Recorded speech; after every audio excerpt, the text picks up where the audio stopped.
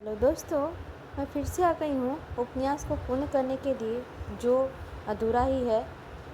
23 भाग हम लोग संपूर्ण रूप से पूर्ण कर चुके थे। अब हम लोग भाग 24 में घुसेंगे, यानी कि 24 में प्रवेश करेंगे और फिर इसे पूर्ण करने का पूरी तरह से कोशिश करेंगे और देखते हैं आज कहाँ तक हो पाता है। तो चलिए बिना कुछ सोचे समझे हम लोग इस उपन्यास का भाग 24 स्टार्ट करते हैं। तो चलिए। सोना 17वें साल की थी और इस साल उसका विवाह करना आवश्यक था। होरी तो 2 साल से इसी का फिक्र में था, पर हाथ खाली होने से कोई काबू ना चलता। मगर इस साल जैसे भी हो उसका विवाह कर देना ही चाहिए, चाहे कर्ज लेना पड़े, चाहे खेत गिरो रखना पड़े। और अकेले होरी की बात चलती तो 2 साल पहले ही विवाह हो गया होता। वह किफायत से काम करना चाहता था, पर धनिया चाहती थी कितने भी हाथ बांध कर खर्च करो 200-250 लग जाएंगे। झुनिया के आ जाने से बिरादरी में इन लोगों का स्थान हेठा हो गया था और बिना 100-200 दिए कोई कुलीन वर न मिल सकता था। पिछले साल चैती में कुछ मिला था तो पंडित दाता दीन का आधा साझा, मगर पंडित जी ने बीज और मजूरी का कुछ ऐसा ब्यौरा बताया कि होरी के हाथ 1/4 से ज़्यादा अनाज ना लगा और लगान देना पड़ा। यह पूरा ऊख और सन की फसल नष्ट हो गई। सन तो वर्षा अधिक होने और ऊख दीमक लग जाने के कारण। हाँ, इस साल चैती अच्छी थी और ऊख भी खूब लगी हुई थी। विवाह के लिए गल्ला तो मौजूद था। 200 रुपये भी हाथ में आ जाए तो कन्या 3 से उसका उधार हो जाए। अगर गोबर 100 रुपये की मदद कर दे तो बाकी 100 रुपये होरी को आसानी से मिल जाएगा। झिंगोरी सिंह और मोहरी सिंह दोनों ही अब कुछ नर्म पड़ गए थे। जब गोबर परदेश से कमा रहा है तो उसके रुपये मारे ना जा सकते थे। एक दिन होरी ने गोबर के पास 2-3 दिन के लिए जाने का प्रस्ताव किया, मगर धनिया अभी तक गोबर का वह कठोर शब्द ना भूली थी। वह गोबर से 1 पैसे भी ना लेना चाहती थी, किसी तरह नहीं। होरी ने झुझलाकर कहा, लेकिन काम कैसे चलेगा यह बता। धनिया सिर हिलाकर बोली, मान लो गोबर परदेश ना गया होता तो तुम क्या करते, वही अब करो। होरी की जबान बंद हो गई। एक क्षण बाद बोला, मैं तो तुमसे पूछता हूँ। धनिया ने जान बचाई, यह सोचना मर्दों का काम है। होरी के पास जवाब तैयार था। मान ले मैं ना होता तो तू अकेली रहती तो तू क्या करती, वह कर। धनिया ने तिरस्कार भरी आंखों से देखा। तब मैं कुछ कन्या भी देती तो कोई हंसने वाला न था। कुछ कन्या होरी भी दे सकता था, इसी में उसका मंगल था। लेकिन कुल मर्यादा कैसे छोड़ दे। उसकी बहनों का विवाह में 300 बाराती द्वार पर आए थे। दहेज भी अच्छा ही दिया गया था। नाच न तमाशा, बाजा गांजा, हाथी घोड़े सभी आए थे। आज भी बिरादरी में उसका नाम है। 10 गांव के आदमियों से उसका हेल मेल है। कुछ कन्या देकर वह किसे मुंह दिखाएगा। इससे तो मर जाना अच्छा है। वह क्यों कुछ कन्या दे। पेड़ पलो है, जमीन है और थोड़ी सी साग भी तो है। अगर वह 1 बीघा भी बेच दे तो 200 मिल जाएंगे। लेकिन किसान के लिए जमीन जान से भी प्यारी होती है, कुल मर्यादा से भी प्यारी है। और कुल 3 ही बीघे तो उसके पास है। अगर 1 बीघा बेच दे तो फिर खेती कैसे करेगा। कई दिन इसी हेंस भेंस में गुजरे। होली ने कुछ फैसला ना कर सका। दशहरे की छुट्टियों के दिन थे। झिंगोरी सिंह, पटेश्वरी और नौखेराम तीनों ही सज्जनों के लड़के छुट्टियों में घर आए थे। तीनों अंग्रेजी पढ़ते थे और यथापि तीनों 20-20 साल के हो गए थे, पर अभी तक यूनिवर्सिटी में जाने का नाम ना लेते थे। एक गिलास में 2-2, 3-3 साल पड़े रहते थे। तीनों की शादियां हो चुकी थी। पंडेश्वरी के सपूत बिंदेश्वरी तो एक पुत्र के पिता भी हो चुके थे। तीनों दिन भर ताश खेलते, भांग पीते और छैला बने घूमते। वे दिन में कई बार होरी के द्वार की ओर ताकते हुए निकलते और कुछ ऐसा संयोग था कि जिस वक्त वे निकलते उसी वक्त सोना भी किसी न किसी काम से द्वार पर आ खड़ी होती। इन दिनों वह वही साड़ी पहनती थी जो गोबर उसके लिए लाया था। यह सब तमाशा देख देख कर होरी का खून सूखता जाता था, मानो उसका खेती चौपट करने के लिए आकाश में ओले वाले पीले बादल उठे चले आते हैं। एक दिन तीनों उसी कुएं पर नहाने जा पहुँचे जहाँ होरी ऊख सींचने के लिए पूर चला रहा था। सोना मोट ले रही थी। होरी का खून खोल उठा। उसी सांझ को वह दुलारी सौवाइन के पास गया। सोचा औरतों में दया होती है, शायद इसका दिल पसीज गया और कम सूद पर रुपये दे दे। मगर दुलारी अपना भी रोना लेके बैठी। गांव में ऐसा कोई घर ना था जिसमें उसने कुछ ना कुछ रुपये ना आते हो। यहाँ तक कि झिंगुरी सिंह पर भी उसके 20 रुपये आते हैं, लेकिन कोई देने का नाम ना लेता था। बेचारी कहाँ से रुपये लाए। होरी ने गिड़गिड़ा कर कहा, भाभी बड़ा पुण्य होगा, तुम रुपये ना दोगी, मेरे गले का फांसी खोल दोगी। झिंगुरी सिंह और पंटेश्वरी मेरे खेतों पर दांत लगाए हुए हैं। मैं सोचता हूँ बाप दादा की यही तो एक निशानी है। यह निगल गई तो जाऊँगा कहाँ। एक सपूत तो वह होता है जो घर का संपत्ति बढ़ाता है। मैं ऐसा कपूत हूँ जो बाप दादों की कमाई पर झाड़ू फेर दूँ। दुलारी ने कसम खाई, होरी मैं ठाकुर जी का चरण छूकर कहती हूँ, इस समय मेरे पास कुछ नहीं है। जिसने लिया वह देता नहीं तो मैं क्या करूँ। तुम कोई गैर हो ही नहीं। सोना भी तो मेरी लड़की है, लेकिन तुम ही बताओ मैं क्या करूँ। तुम्हारा ही भाई हीरा है, बैल के लिए 50 रुपये लिए, उसका तो क्या पता ठिकाना नहीं। उसकी घरवाली से मांगो तो लड़ने के लिए तैयार। शोभा भी देखने में बड़ा सीधा साधा है, पैसे देना नहीं जानती, और असल बात तो यह है कि किसी के पास है ही नहीं, दे कहाँ से। सबकी दशा देखती हूँ, इसी मारे सब्र कर जाती हूँ। लोग किसी तरह पेट पाल रहे हैं, और क्या। खेती बाड़ी बेचने की सलाह ना दूंगी, कुछ नहीं है, मरजात तो है। फिर कन्फुसनियों से बोली, पंटेश्वरी लाला का लौंडा तुम्हारे घर की ओर बहुत चक्कर लगाता है। तीनों का वही हाल है, इससे चौकस रहना। यह शहरी हो गए, गांव का भाईचारा क्या समझे। लड़के गांव में भी हैं, मगर उनमें कुछ लिहाज है, कुछ अदब है, कुछ डर है। ये सब तो सब छूटे साड़ है। मेरी कौशल्या ससुराल से आई थी, मैंने इन सबों का ढंग देखकर उसके ससुर को बुलाकर विदा कर दिया। कोई कहाँ तक पहरा दे।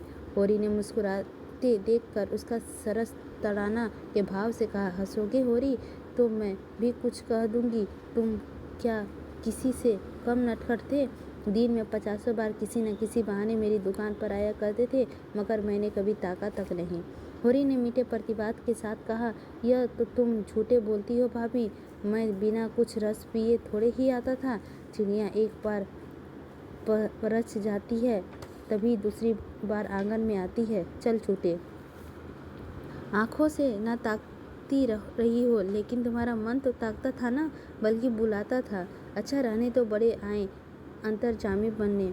तुम्हें बार बार मंडराते देख के मुझे दया आ जाती थी, नहीं तुम कोई ऐसे बाके जवान ना थे। हुसेरी एक पैसे का नमक लेने आया गया और उससे परिहास बंद हो गया। हुसैनी नमक लेकर चला गया तो दुलारी ने कहा, गोबर के पास क्यों नहीं चले जाते, देखते भी आओगे और शायद कुछ मिल भी जाए। होरी निराश मन से बोला, वह कुछ ना देगा। लड़के 4 पैसे कमाने लगते हैं तो उनकी आंखें फिर जाती है। मैं तो बेहयाई करने को तैयार था, लेकिन धनिया नहीं मानती। उसकी मर्जी बिना चला जाऊं तो घर का रहना अपार कर दे। उसका स्वभाव तो जानती हो। दुलारी ने कटाक्ष करके कहा, तुम तो मेहरिया के जैसे गुलाम हो गए। तुमने पूछा ही नहीं तो क्या करता। मेरी गुलामी करने को कहते तो मैं लिखा लिया होता सच। तो अब से क्या बिगड़ा है, लिखा लो ना, 200 का लिखवा दो, इन दामों महंगा नहीं हूँ। अब तो धनिया तो ना बोलेगी, नहीं कहो कसम खाओ, और जो बोले तो मेरी जीभ काट लेना। अच्छा तो जाओ, बात ठीक ठाक करो, मैं रुपये दे दूंगी।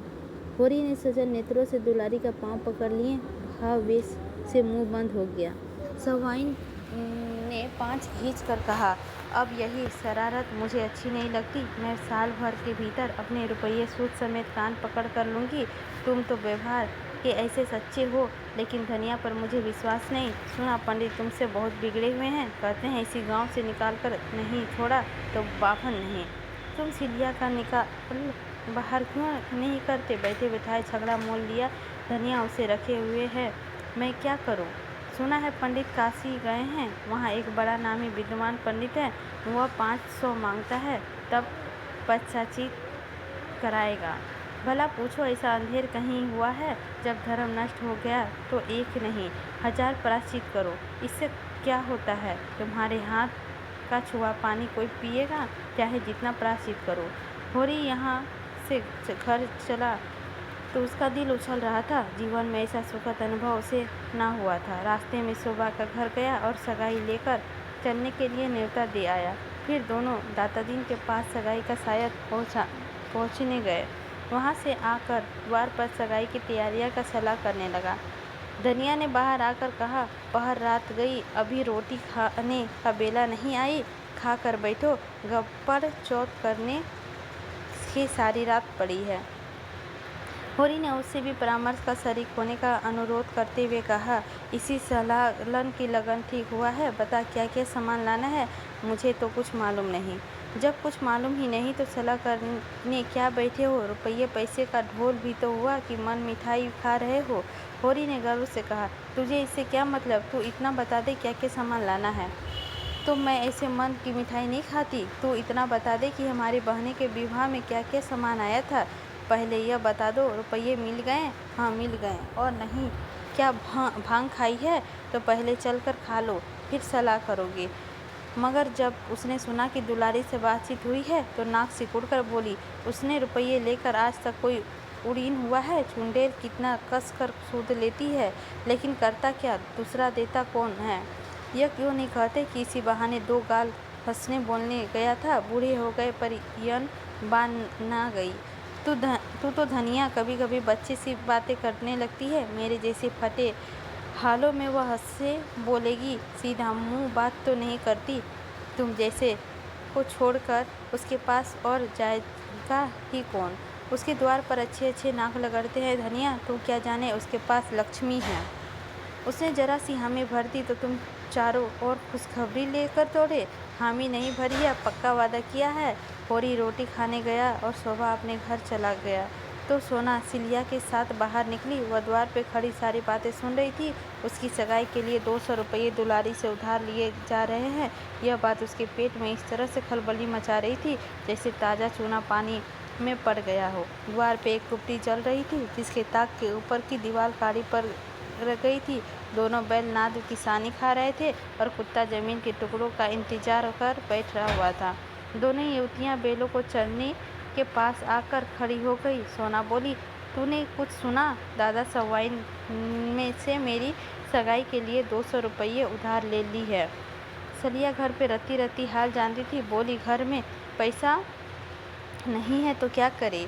सोना के सामने से काले वृक्षों की ओर ताकते हुए कहा, मैं ऐसा विवाह नहीं करना चाहती जिसमें माँ बाप को कर्जा लेना पड़े। कहाँ से देंगे बेचारे, बता। पहले ही कर्ज का बोझ से दबे हुए हैं, 200 और ले लेंगे तो और बोझा और भारी होगा कि नहीं। बिना दान दहेज के बड़े आदमियों का कहीं विवाह होता है पगली? बिना दहेज के तो कोई बूढ़ा ठेला ही मारे मिलेगा। जायजी बूढ़े के साथ। बूढ़े के साथ क्यों जाऊं? भैया बूढ़े थे जो चुनिया को ले आए, उन्हीं किसके के पैसे दहेज में दिए थे। उनके बाप दादा का नाम डूबता है।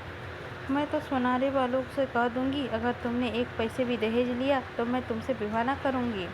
सोना का विवाह सोनारी का एक धनी किसान के लड़के से ठीक हुआ था और जो वह कह दे कि मैं क्या करूं, तुम्हारे बाप देते हैं, मेरे बाप लेते हैं, इसमें मेरा क्या अधिकार है। सोना ने जिस अस्त्र का रामबाण समझा था वह मालूम हुआ कि वह बांस की केन है।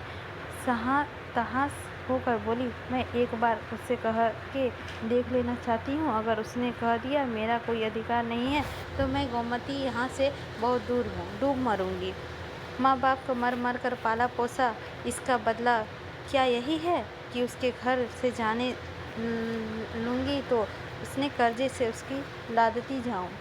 माँ बाप को भगवान ने दिया है तो उस खुशी से जितना चाहे लड़की को दे, मैं मना नहीं करती। लेकिन जब वो पैसे की तंग हो रहे हैं, आज महाजन नसीब करके नीलम करा ले तो कल मजूरी करनी पड़ेगी। तो कन्या का धर्म यही है कि डूब मरे। घर का जमीन जायदाद तो बच जाएगी, रोटी का सहारा तो रह जाएगी। माँ बाप चाहते मेरे नाम का रो कर संतुष्ट कर लेंगे। यह तो ना होगा कि मेरा विवाह करके वही जन्म भर रोना पड़े। 3-4 साल में 100-200 का दुनी हो जाएगा। दादा कहाँ से ला कर देंगे? सिलिया का जान पड़ा, जैसे उनकी आंखें में नई ज्योति आ गई। आवेश में सोना की छाती से लगाकर बोली, तूने इतनी अक्ल कहाँ से सीख ली है सोना? देखने को तू बड़ी भोली भाली है, इसमें अक्ल की कौन सी बात है चुड़ैल? क्या मेरे आँख नहीं है कि मैं पागल हूँ? 200 मेरे विवाह में ले, 3-4 साल में वह दुगना हो जाए, तब रुपया के विवाह में 200 और ले। जो कुछ खेती बाड़ी है सब लीलाम तिलाम हो जाए और द्वार द्वार पर भीख मांगते फिरे, यही ना? इससे तो कहीं अच्छा है कि मैं अपनी जान दे दूँ। मुँह अंधेरी सोनारी चली जाना और उसे बुला लाना, मगर नहीं, बुलाने का काम नहीं, मुझे उनसे बोलते ला जाएगी। तू ही मेरा यह संदेशा कह देना। देख क्या जवाब देते हैं। कौन दूर है, नदी के उस पार ही तो है। कभी कभी डोर लेकर इधर आ जाता है। एक बार उसकी भैंस मेरे खेत पर पड़ गई थी तो मैंने उसे बहुत फलियाँ दी थी। हाथ जोड़ने लगा। हाँ, यह तो बता, इधर मतई से तेरी भेंट हुई? सुना बाभन लोग उन्हें बिरादरी में नहीं ले रहे हैं। सिलिया ने हिकारत के साथ कहा, बिरादरी में क्यों ना लेंगे? हाँ, बूढ़ा रुपये नहीं खर्च करना चाहता, इसको पैसे मिल जाए तो झूठी गंगा उठा ले। लड़का आजकल बाहर ओसारे में टिकट लगाता है, तू उसे छोड़ क्यों नहीं देती? अपनी बिरादरी में किसी के साथ बैठ जा और आराम से रह, वह तेरा अपमान ना करेगा। हाँ रे, क्यों नहीं? मेरे पीछे उस बेचारे की कितनी दुर्दशा हुई, अब मैं उसे छोड़ दूँ? अब वह चाहे पंडित बन जाए चाहे देवता बन जाए, मेरे लिए वह वही मतई है जो मेरे पैरों का सिर लगड़ा करता था। और बामन भी तो हो जाए और बाभनी से विवाह भी कर ले, फिर भी जितनी उसकी सेवा मैंने की है ना, वह कोई बाभनी ना करेगी। अभिमान मर्जाद के मोह में वह चाहे मुझे छोड़ दे, लेकिन देख लेना फिर दौड़ा आएगा। आ चुका, अब तुझे पा जाए तो कच्चा ही खा जाए।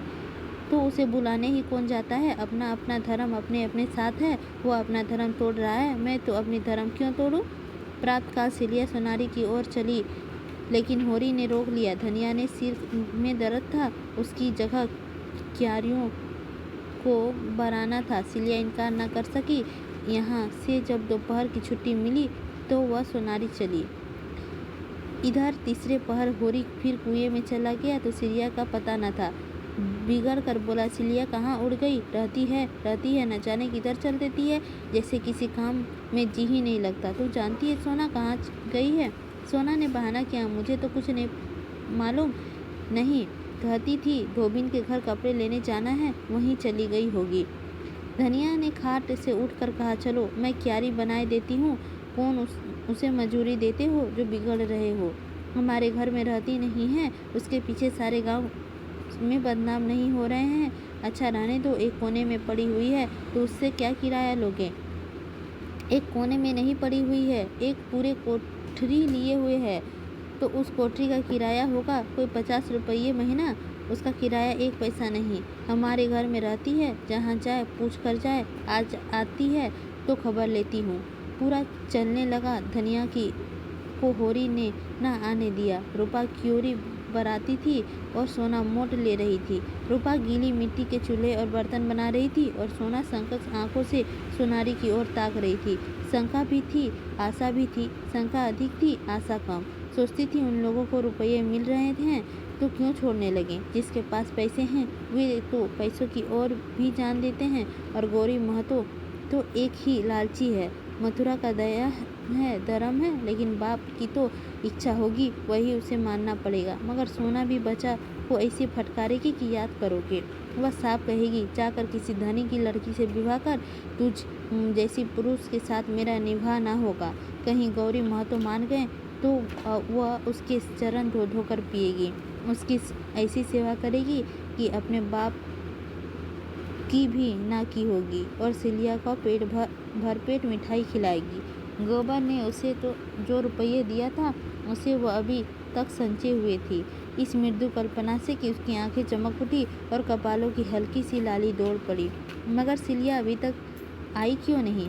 कौन बड़ी दूर है, ना आने दिया होगा उन लोगों ने। आह, वो आ रही है, लेकिन बहुत धीरे धीरे आती है।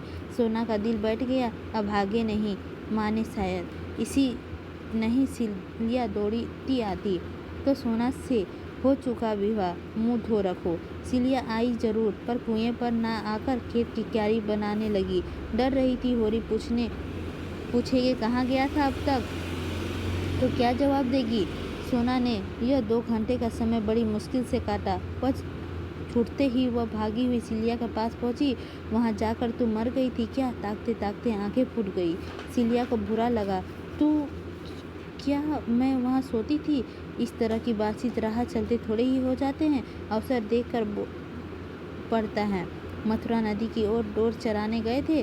खोजती खोजती उसके पास गई और तेरा संदेशा कहा। ऐसा प्रसन्न हुआ कि तुझसे क्या कहूँ। मेरा पाँव पर गिर पड़ा और बोला, सिल्लो, मैंने जब से सुना है कि सोना मेरे घर आ रही है, तब से मेरे आंखों का नींद हर गई है। उसकी यह गालियाँ मुझे खल गई, लेकिन काका को क्या कहूँ, वह किसी का नहीं सुनते। सोना ने टोका तो ना सुने। सोना भी जिद्दीन है, जो कहा है वह कर दिखाएगी, फिर हाथ मलते रह जाएंगे। बस उसी क्षण डोरो को वह वहीं छोड़ मुझे लिए हुए गौरी महतो के पास गया। महतो के 4 पूर चलते थे। कुआं भी उन्हीं का है, 10 बीघे का ऊख है। महतो को देखकर मुझे हंसी आ गई, जैसे कोई खिसियारा हो। हाँ, भाग कर बली है। बाप बेटी की खूब कहा सुनी हुई। गौरी महतो कहते हैं, तुमसे क्या मतलब, मैं चाहे कुछ लूँ या ना लूँ, तू कौन होता है बोलने वाला। मथुरा कहता है था, तुमको लेना देना है, मेरा तो विवाह मत करो, मैं अपना विवाह जैसे चाहूँगा कर लूँगा। बात बढ़ गई और गौरी महतो ने पनहरिया उतार कर मथुरा को खूब पीटा। कोई दूसरा लड़का होता इतना मार खा के बिगड़ खड़ा होता, मथुरा एक गुस्सा भी जमा देता तो महतो फिर ना उठते, मगर बेचारा 50 जूते खाकर भी कुछ न बोला। आंखों में आंसू भरे मेरी और गरीबों की तरह ताकता हुआ चला गया। तब महतो मुझे पर बिगड़ने लगे, सैकड़ों गालियाँ दी, मगर मैं क्यों सुनने लगी थी। मुझे उसका क्या डर था। मैं तो सफा ही कह दिया, महतो 200-300 कोई भारी रकम नहीं है, और होरी महतो इतने में बिक ना जाएंगे, ना तुम ही धनवान हो जाओगे, वह सब धन नाच तमाशे में ही उड़ जाएगा। हाँ, ऐसी बहू ना पाओगे। सोना ने सजल नेत्रों से पूछा। महतो इतनी ही बात पर उन्हें मारने लगे। सिलिया ने यह बात छिपा कर रखी थी। ऐसा अपमान की बात सोना के कानों में ना डालना चाहती थी। वह यह प्रश्न सुनकर संगम ना रखी सकी। वह बोली, वही गोबर भैया वाली बात थी। महतो ने कहा, आदमी जूठा तभी खाता है जब मीठा हो, कलंक चांदी से ही धुलता है। इस पर मथुरा बोला, काका, कौन सा कलंक में बचा हुआ है। हाँ, किसी का खुल गया, किसी का छिपा हुआ। गौरी महतो भी पहले एक चमराइन से फंसे थे, उससे 2 लड़के भी हैं। मथुरा के मुंह से इतना निकलना था कि ढोकरे पर जैसे भूत सवार हो गया। जितना लालची है उतना ही क्रोधी भी है, बिना लिए न मानेगा। दोनों घर चली। सोना के सिर पर चरसा, रस्सा और जुए की भारी बोझ था, पर इस समय वह उसे फूल से भी हल्का लग रहा था। इसके अंतराल से जैसे आनंद और स्फूर्ति का सूता खुल गया हो। मथुरा की वह वीर मूर्ति सामने खड़ी थी, और वह जैसे उसे अपने हृदय में बैठाकर उसके चरण आंसुओं से पखार रही थी। जैसे आकाश की देवियाँ उसे गोद में उठाए आकाश में छाई हुई लालिमा के लिए चली जा रही थी। उसी रात को सोना को बड़े जोर से ज्वार चढ़ आया। तीसरे दिन गौरी महतो ने नाई के हाथ एक पत्र भेजा। स्वाति श्री सौरपन्ना, जो श्री होरी महतो को गौरी नाम का राम राम बचाना। आगे जो हम लोगों ने दहेज की बातचीत हुई थी, उस पर हमने संत मान में विचार किया। समझ में आया कि लेन देन से वर और कन्या दोनों ही के घर वाले जेरबार होते हैं। जब हमारा तुम्हारा संबंध हो गया, तो हमें ऐसा व्यवहार करना चाहिए कि किसी को ना अखड़े। तुम दान दहेज की कोई फिक्र मत करना। हम तुमको सौगंध देते हैं, जो कुछ मोटा महीन चूरे बरातियों को खिला देना, हम वह भी न मांगेंगे। रसद का इंतजाम हमने कर लिया है। हाँ, तुम खुशमी में हमारी जो खातिर करोगे, वह सिर झुकाकर स्वीकार करेंगे। होरी ने पत्र पढ़ा और दौड़े हुए भीतर जाकर धनिया को सुनाया। हर्ष के मारे उछला पड़ता था, मगर धनिया किसी विचार में डूबी बैठी थी। एक क्षण के बाद बोली, यह गौरी महतो का भाल मंसनी है, लेकिन हमें तो अपने मर्जात का निवृत्त करना है। संसार क्या करेगा, रुपया हाथ का मैल है, उसके लिए कुल मर्जात नहीं छोड़ा जाता। जो कुछ हमसे हो सकेगा देंगे और गौरी महतो का लेना पड़ेगा। तुम यही जवाब लिख दो। माँ बाप की कमाई में क्या लड़की का कोई हक नहीं है? नहीं लिखना क्या है? चलो मैं नाई का संदेशा कहलाए देती हूँ। होरी हतबुद्धि से आंगन में खड़ा था और धनिया उसका उदारता का प्रतिक्रिया में जो गौरी महतो का सज्जनता ने जगा दी थी। संदेशा कह रही थी। फिर उसने नाई से रस पिलाया और विदाई लेकर विदा कर दिया। वह चला गया और होरी से कहा, यह तूने क्या कर डाला धनिया? मेरा मिजाज आज तक मेरी समझ में न आया। तू आगे भी चलती है, पीछे भी चलती है। पहले तो इस बात पर लड़ रही थी किसी से एक पैसे कर्ज मत लो, कुछ देने दिलाने का काम नहीं। और भगवान ने गौरी को भीतर बैठकर यह पत्र लिखवाया तो तूने कुल मर्जात का रंग छोड़ दिया। तेरा मरम भगवान ही जाने। धनिया बोली, मुँह देखकर बीड़ा दिया जाता है, जानते हो कि नहीं? तब गौरी अपने शान दिखाते थे, अब वह भाल मनसनी दिखा रहे हैं। ईंट का जवाब चाहे पत्थर हो, लेकिन सलाम का जवाब तो गाली नहीं है। होरी ने नाक सिकुड़ कर कहा, तो दिखा अपनी भाल मनसनी, देखे कहाँ से रुपए लाती है। धनिया आंखें चमका कर बोली, रुपये लाना मेरा काम नहीं, तुम्हारा काम है। मैं तो दुलारी से ही लूँगा। ले लो उसी से, सूद पे सभी लोगे। जब डूबना हो ही है तो तालाब में क्या गंगा। होरी बाहर आकर चीलम पीने लगा। कितने मज़े से गला छूटा जाता था, लेकिन धनिया जब जान छोड़े तब तो जहाँ देखो उल्टी ही चलती है। इसे जैसे कोई भूत सवार हो जाता है। घर की दशा देखकर उसकी आंखें नहीं खुलती। इसी के साथ हम लोगों का 24 भाग समाप्त होता है और हम लोग 25 भाग में प्रवेश करते हैं। तो चलिए। बोला, इधर दूसरी सगाई लाए थे। औरत के बगैर उनका जीवन नीरस था।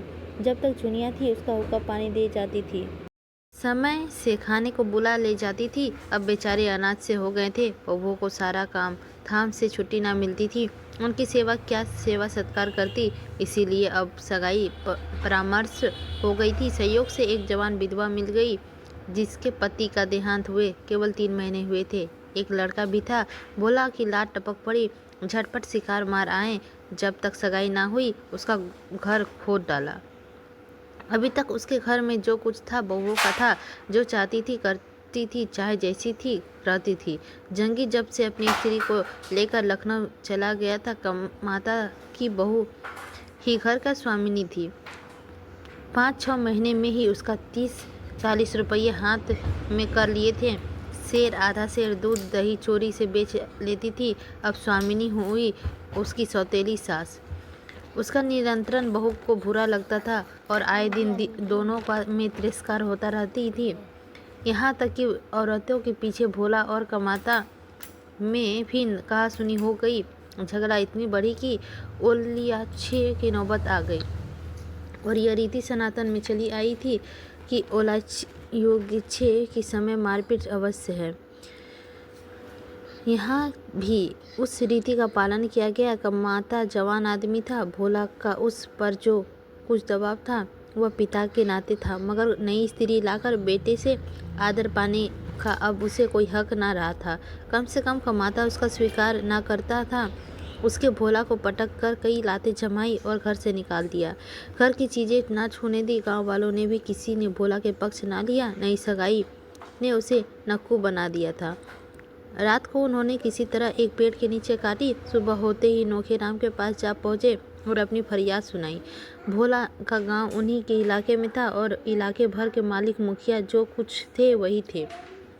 नोखेराम को भोला पर तो दया आती, पर उसके साथ एक चटपटी रंगीली स्त्री देखी तो चटपट आश्रय देने के लिए राजी हो गए।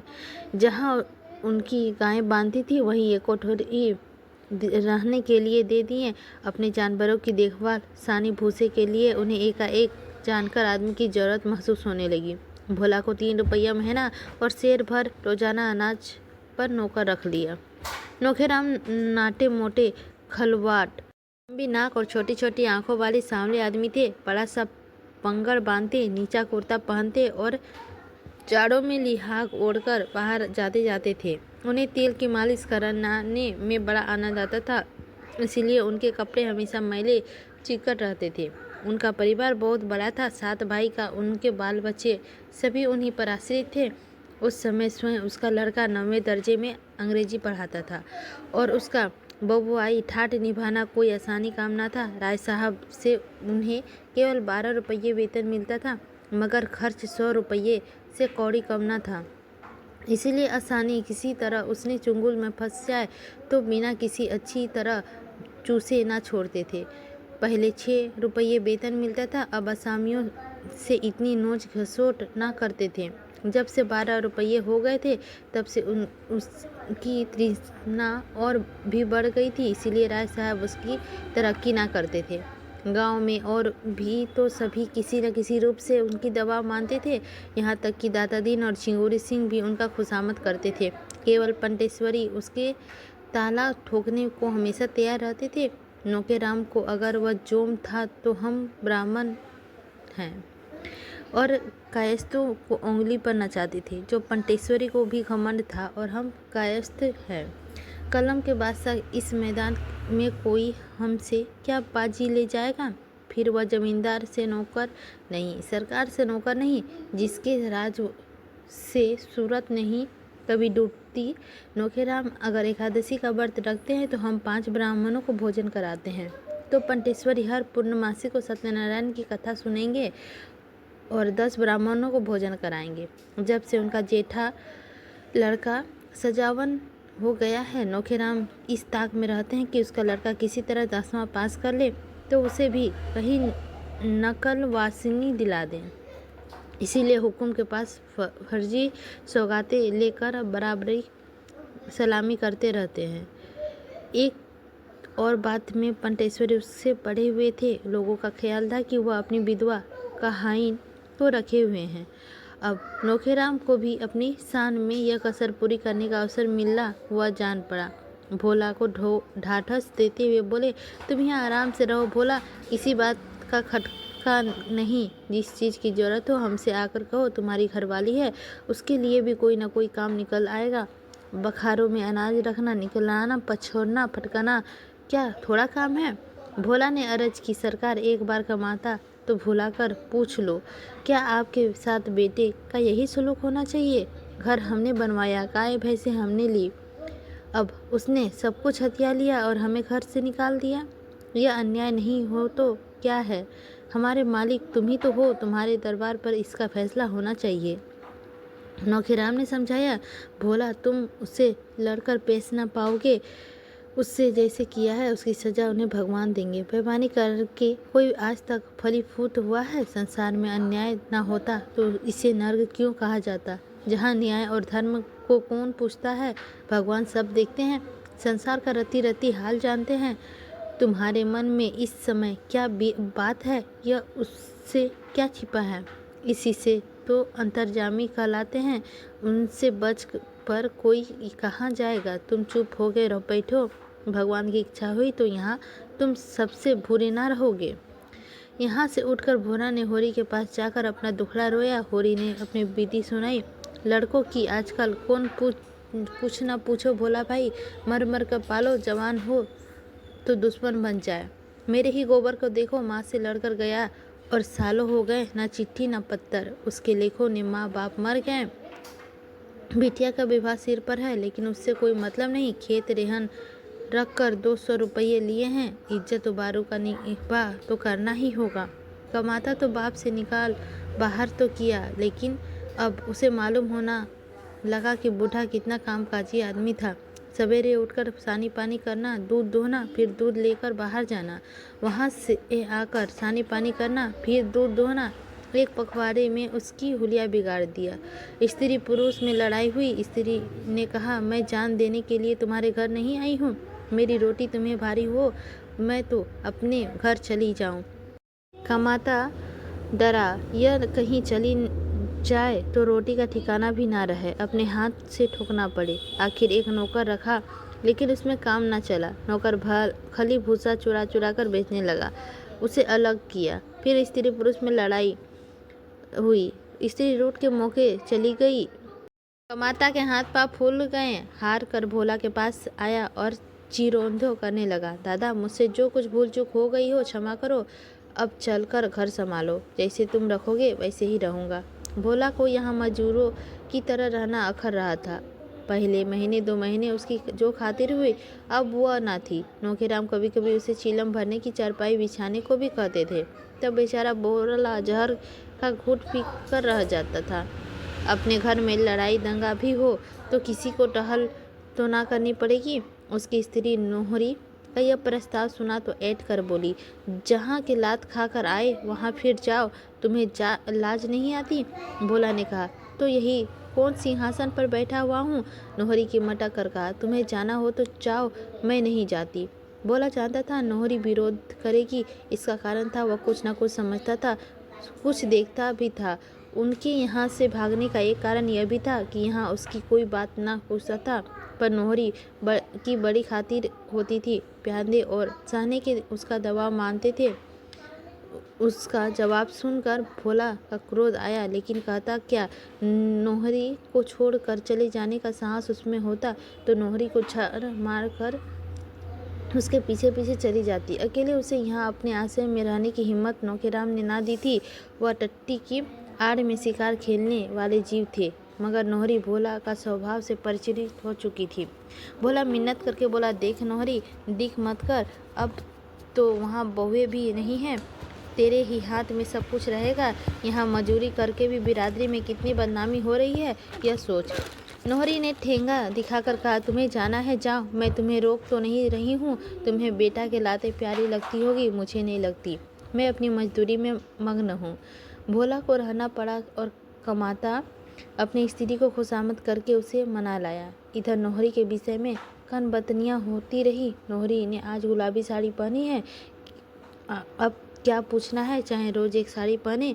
सैया भाई कोतवाल, अब डर काहे का? भोला की आंख फूट गई है क्या? शोभा बड़ा हौसेल था। सारे गांव में विदूषक बल्कि नारद हर एक बात को टोह लगाता रहता था। एक दिन नोहरी उसे घर में मिल गई, कुछ हंसी कर बैठा। नोहरी ने नौखेराम से चढ़ दिया। शोभा की चौपाल में तबली हुई और ऐसी डांट पड़ी कि उम्र भर ना भूलेगा। एक दिन लाला पंटेश्वरी प्रसाद का सामंत आ गई। गर्मियों के दिन थे। लाला बगीचे में आम तोड़वा रहे थे। नोहरी बनी ठगी उधर से निकली।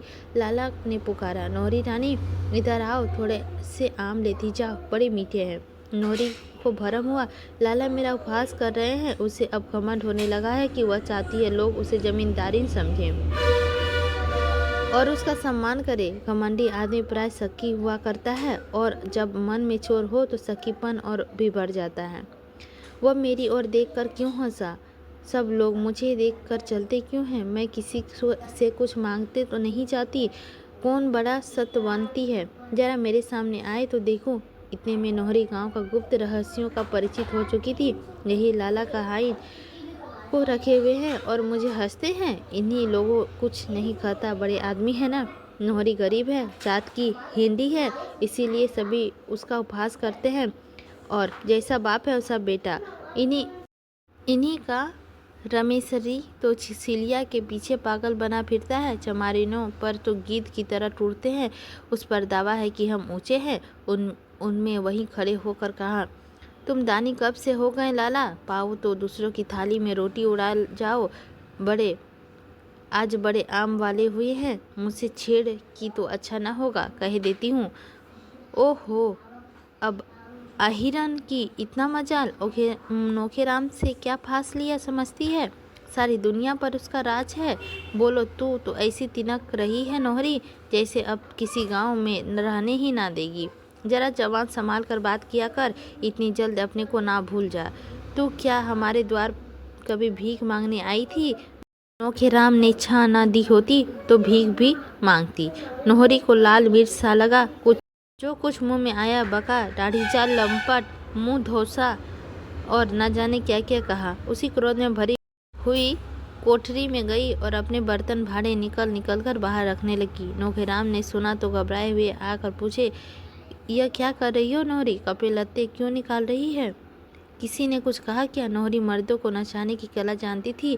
अपने जीवन में उसने यही विद्या सीखी थी। नौखेराम पढ़े लिखे आदमी थे, कानून भी जानते थे, धर्म के पुस्तक भी बहुत अच्छे से पढ़े थे।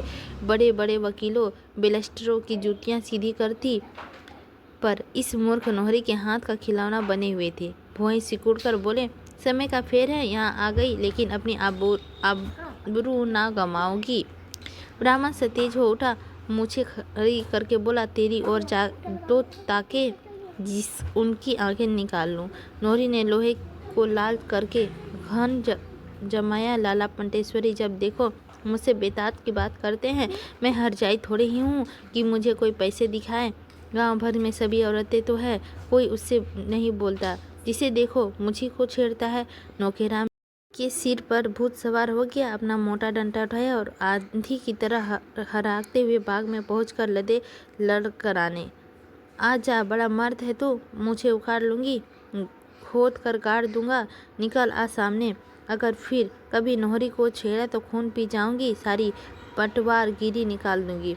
जैसा खुद है वैसा ही दूसरों को समझता है, तू है किस घमंड में। लाला पंटेश्वरी सिर झुकाए दम सियादे चढ़वत खड़े थे। जरा अभी जवान खोली और सामत आ गई। उनका इतना अपमान जीवन में कभी ना हुआ था। एक बार लोगों ने उन्हें ताल के किनारे रात को घेर कर खूब पीटा था, लेकिन गांव में उसकी किसी को खबर ना हुई थी, किसी के पास कोई परवान न था। लेकिन आज तो सारे गांव के सामने उसकी इज्जत उतर गई। कल जो औरत गांव में आश्रय मांगती आई थी, आज सारे गांव पर उसका आतंक था। अब किसकी हिम्मत है जो उसे छेड़ सके। जब पंटेश्वरी कुछ नहीं कर सके तो दूसरों की बिरास ही क्या। अब नोहरी गांव की रानी थी, उसे आते देखकर किसान लोग उसके रास्ते से हट जाते थे।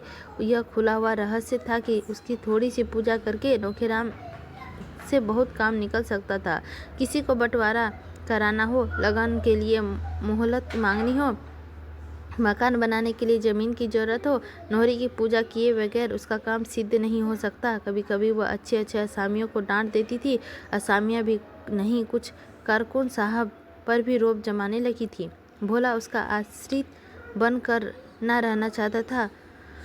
औरत की कमाई खाने से ज़्यादा अधर्म उसकी दृष्टि में दूसरा ना था। उसे कुल 3 रुपये माहवार मिलते थे, वह भी उसके हाथ न लगते। नोहरी ऊपर ही ऊपर उड़ा देती।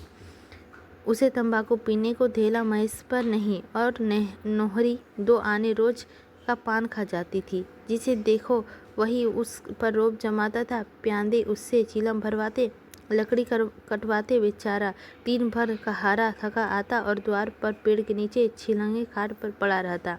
कोई एक लुटिया पानी देने वाला भी नहीं। दोपहर की बासी रोटियां रात को खानी पड़ती, और वह भी नमक या पानी के साथ। आखिर हार कर उसके घर जाकर कामता के साथ रहने का निश्चय किया। कुछ ना होगा, एक टुकड़ा रोटी तो मिल ही जाएगी, अपना घर तो अपना ही है। नोहरी बोली, मैं वहाँ किसी की गुलामी करने नहीं जाऊँगी। भोला ने कड़ा करके कहा, तुम्हें जाने को तो मैं नहीं कहता, मैं तो अपने ही को कहता हूँ। तुम मुझे छोड़ कर चले जाओगे, मैं कहते लाज नहीं आती। लाज तो घोर कर पी गया, लेकिन मैं तो अपनी लाज नहीं पी। तुम मुझे छोड़ कर नहीं जा सकते। तू अपने मन की है तो मैं तेरी गुलामी क्यों करूं? पंचायत करके मुंह में कालिक लगा दूंगी, इतना समझ लेना। क्या अभी कुछ कम कालिक रगी है? क्या अब भी मुझे धोखे में रखना चाहती है? तुम तो ऐसे ताव दिखा रही हो जैसे मुझे रोज गहने की तो गड़वाते हो। यहाँ नोहरी किसी का ताव सहने वाली नहीं है। भोला छल्ला कर उठे और सिरहाने में लकड़ी उठाकर चले कि नोहरी ने लपक कर उसका हाथ पहुँचा पकड़ लिया। उससे बलिष्ठ पंजों से निकलना भोला के लिए मुश्किल था। चुपके से कैदी की तरह बैठ गए। और एक ज़माना था जब वह औरतों की उंगलियों पर नचाया करते थे। आज वह एक औरत के करपास में बंधे हुए हैं और किसी तरह निकल नहीं सकते। हाथ छुड़ाने की कोशिश करके वह पर्दा नहीं खोलना चाहते। उसकी सीमा का अनुमान उन्हें हो गया था, मगर वह क्यों उससे निडर होकर नहीं कह देते कि तू मेरे काम की नहीं है, मैं तुझे त्यागता हूँ। पंचायत की धमकी देती है। पंचायत क्या कोई हौया है? अगर तुझे पंचायत का डर नहीं तो मैं क्यों पंचायत से डरूं? लेकिन यह भाव शब्दों में आने का साहस ना कर सकता था। नोहरी ने जैसे उस पर कोई वशीकरण डाल दिया तो। इसी के साथ 25 भाग समाप्त होता है। अब हम लोग 26 में प्रवेश करते हैं। और फिर बिना लेट किए, बिना समय गंवाए इसे भी हम लोग प्रारंभ करते हैं। तो चलिए शुरू करते हैं।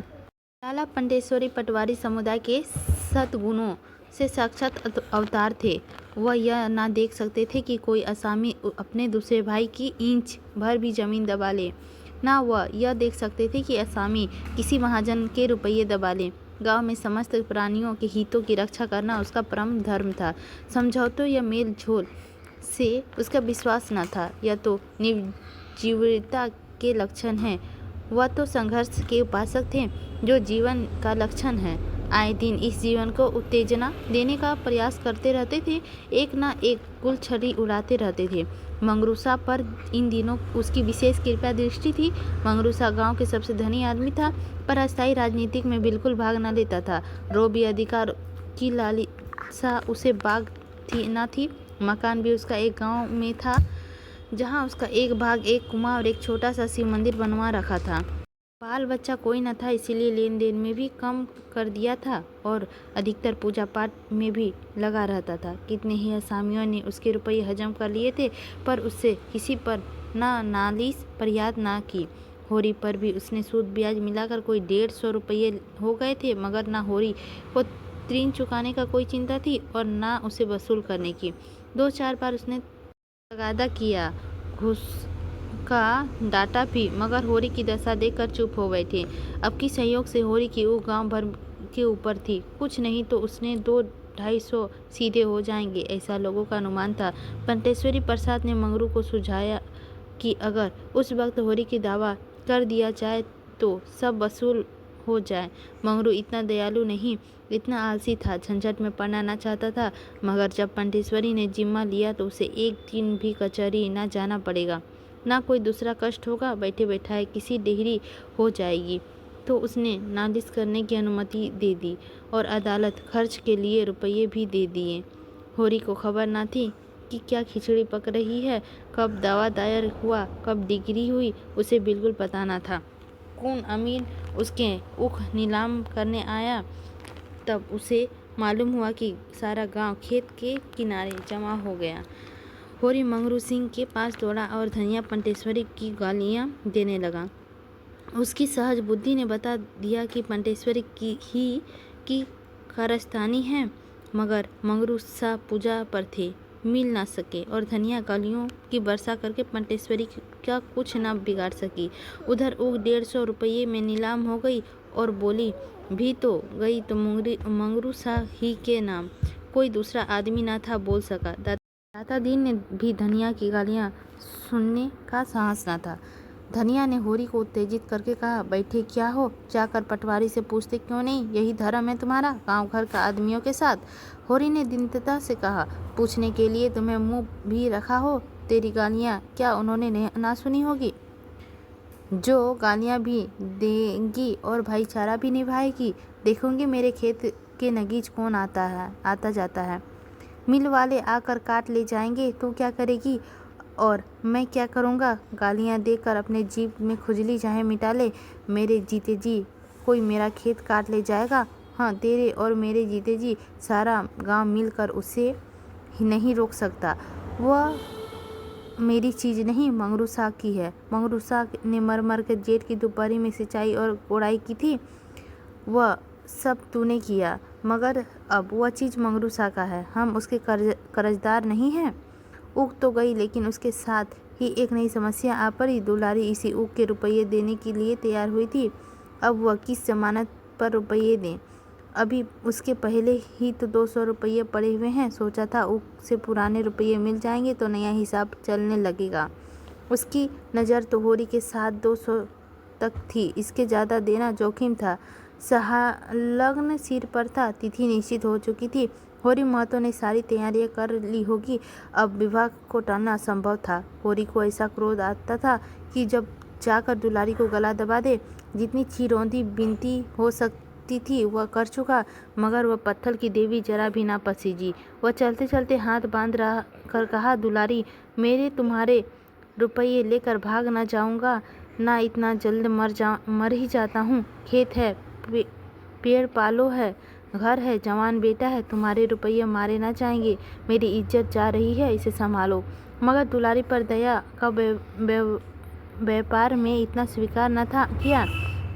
अगर व्यापार को वह दया का रूप दे सकी थी तो कोई आपत्ति न होती, पर दया को व्यापार का रूप देना उसने ना सीखा था। गौरी ने घर आकर धनिया से कहा। अब धनिया ने उसी दिल का गुब्बारा निकाला। यही तो तुम चाहते थे। गौरी ने जख्मी आंखों से देखा। मेरा ही दोष है, किसी का दोष हुई तुम्हारे मन की।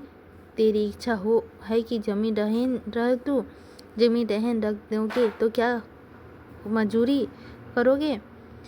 मगर जमीन दोनों को एक सी प्यारी थी। उसी पर तो उनकी इज्जत और आबरू अवलंबित थी। जिसके पास जमीन नहीं वह गृहस्थ नहीं, मजदूर है। गौरी ने कुछ जवाब ना पाकर पूछा, तो क्या कहती है? धनिया ने आहत कंठ से कहा। कहना क्या है? गौरी बारात लेकर आएंगे, एक चून खिला देना, सवेरे बेटी विदा कर देना। दुनिया हंसेगी, हंस ले। भगवान की यही इच्छा है कि हमारे नाक कटे, मुंह में कालिख लगे तो हम क्या कर सकेंगे। सेहरा नोहरी चुंदरी पहने सामने से जाती हुई दिखाई दी।